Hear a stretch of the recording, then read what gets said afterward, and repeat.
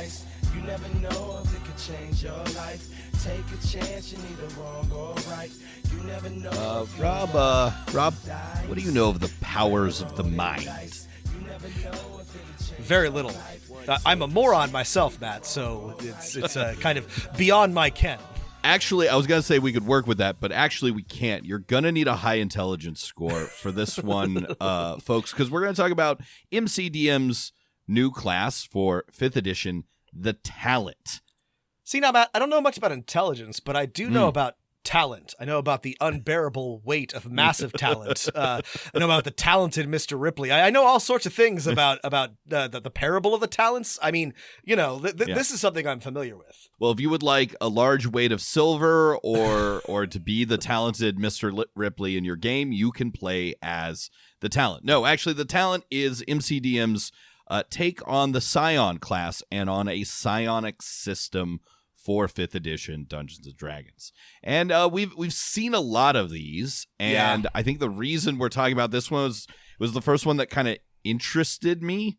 It's also the first one that's, well, it's not the, I mean, there are a lot of third-party versions of this, but MCDM is basically, they're a cut above, right? Like, it's different when you find a random Scion on DM's Guild and when, Matt Colville and company put out a psionic supplement. This is different. Or the host of a podcast shares a 90-page Google document that's like, do you want to convert psionics to the 5e spellcasting system? And you could use that, but it would be very boring, and this is something interesting.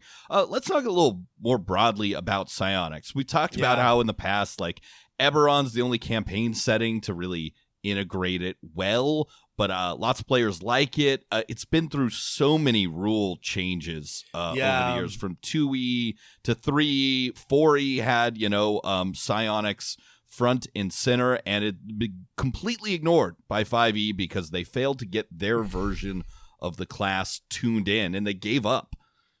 Yeah, I mean, as I was reading this, I was sort of like reflecting on how weird this is. Bear with me for a second. Like, there was a time, and younger listeners, you have felt the knock-on effects of this, but in the 80s, in the high times of hot tubs and cocaine over at TSR, the Dungeons & Dragons included futuristic nanotech robots. It included real life gods. It included, Professor X, Jean Grey style psionics. And this is just sort of baked in to the setting, but it's not actually sort of a given that this is a part of a D&D or fantasy adventure, but because it's been a part of D&D for so long, it feels sort of, it goes without comment. And as I was, I guess, reflecting on it, I was like, oh, this is kind of weird.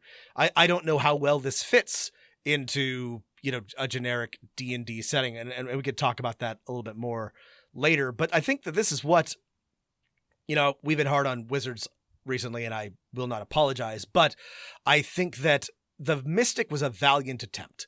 I am sad that the Mystic never reached, fruition, that it was never officially released. But I was impressed by what they tried to do with the Mystic, and I wish they had followed through on it. Personally, I love psionics. I love giving the players another option to be powerful, to be weird. Yes, sorry. I guess that's the thing. It's like there was a time of high weird in D&D, and I feel like it's not that modern wizards or modern writers haven't tried. I feel, because we have Spelljammer, right? We have Planescape. We have lots of weird. I feel like, and this is not very kind, I feel like they've lost the talent for it, Matt. I feel like they don't.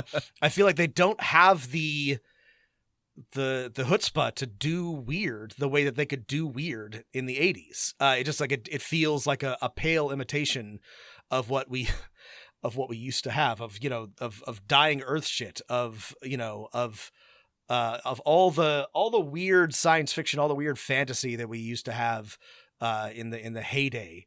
And psionics is a key part of that. Yeah, I mean, there's something that I love about the weirdness of psionics. There's something I love about the mechanics of psionics. Like every version of D&D is like given us a different take on it, right? In early editions, you would just have you could just have random powers in addition to your class. In 3E, psionics was the ultimate like fiddly Nova magic system where you tracked every point, and it was a huge headache, but there were all kinds of cool monsters given for it. 4E fully integrated psionics in that you had a psionics class for every flavor of play, right? As a defender, controller, healer, etc. And yeah, in 5E, there's plenty of psionic monsters, and there's the psionic tag in things, but not a player option since the Mystic has been abandoned. And yeah, there's a ton of third-party systems. I would say I've looked at a couple, and of course this is including my own, and they all just ape what went before. They're refreshes of the 4E or 3E psionic system. They didn't really try anything new, and I think that's understandable because I think people buying something that says 5E psionics have a set of expectations. Right. Well, and I think that there's something really cool about I think the old psionic classes work well, and I would never be sad to see them rebuffed or returned. Like, I love the Psionic Warrior, I love the Soul Knife and the Scion. Like, they each had their own flavor. A lot of them were very like mechanically cool and fun to play. And so I think it's, I don't think there's anything wrong with just saying this is the 5e version of that. But I wanted to mention this. What's cool about the talent is that it is not just this is the Psionic Warrior, this is the Soul Knife, this is updated for 5e. It is, you can absolutely see the inspiration of those classes, but this is definitely its own thing, which is very cool.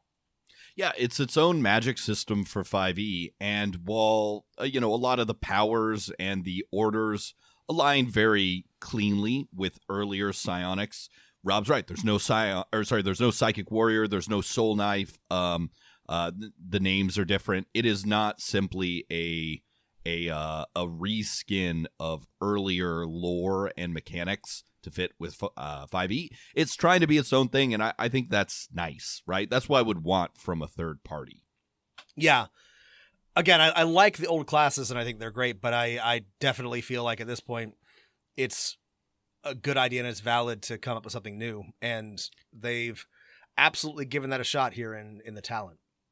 And this is also fun to see this because this is the third full class for 5e D&D that MCDM has put out.